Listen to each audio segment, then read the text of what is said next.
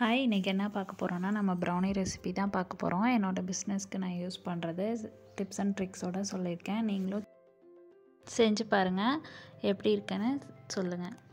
Dark காம்பவுண்டும் பட்டரும் correct மெஷர்மெண்ட்டில் எடுத்துக்கோங்க. அப்போ தான் அந்த ஷைன் கிடைக்கும். கிரிங்கிள் டாப்லாம் நல்லா மெல்ட் ஆகி அதை மிக்ஸ் பண்ணும் போது கிடைக்கும்.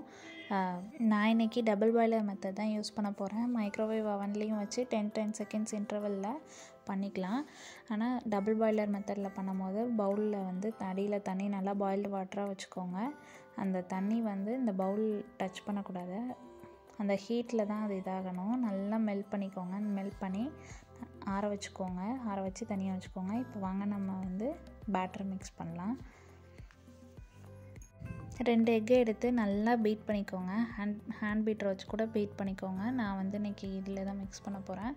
நல்லா பீட் பண்ணி அந்த நுரெல்லாம் வந்து லைட் எல்லோ கலரில் சேஞ்ச் ஆனதுக்கப்புறம் பவுட்ரு சுகரும் ஜாகரியும் ஆட் பண்ணிக்கலாம். இல்லை ஃபுல்லாகவே நீங்கள் பவுட்ரு சுகர் வேணாலும் ஆட் பண்ணிக்கலாம். இல்லை ஃபுல்லாகவே ஜாகரி வேணாலும் யூஸ் பண்ணிக்கலாம். அது உங்களோட விருப்பம் தான். ஆனால் அந்த கரெக்ட் மெஷர்மெண்ட் எடுத்துக்கோங்க.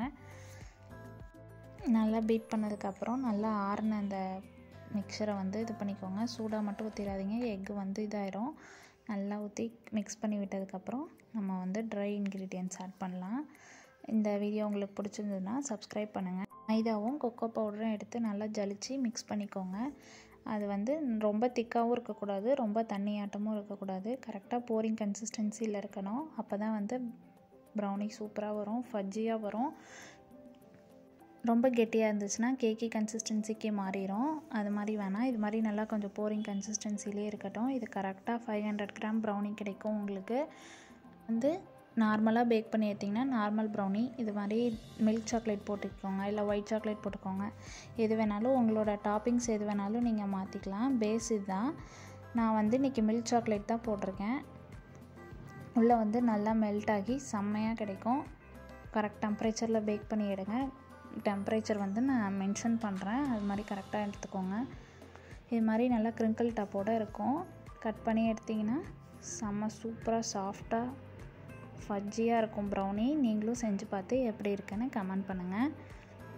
இல்லை உங்களுக்கு சாக்லேட்லாம் எதுவும் வேணாம், நட்ஸ் வேணும்னாலும் உள்ளேயும் நீங்கள் மிக்ஸ் பண்ணிக்கலாம், வெளியவும் மிக்ஸ் பண்ணிக்கலாம்.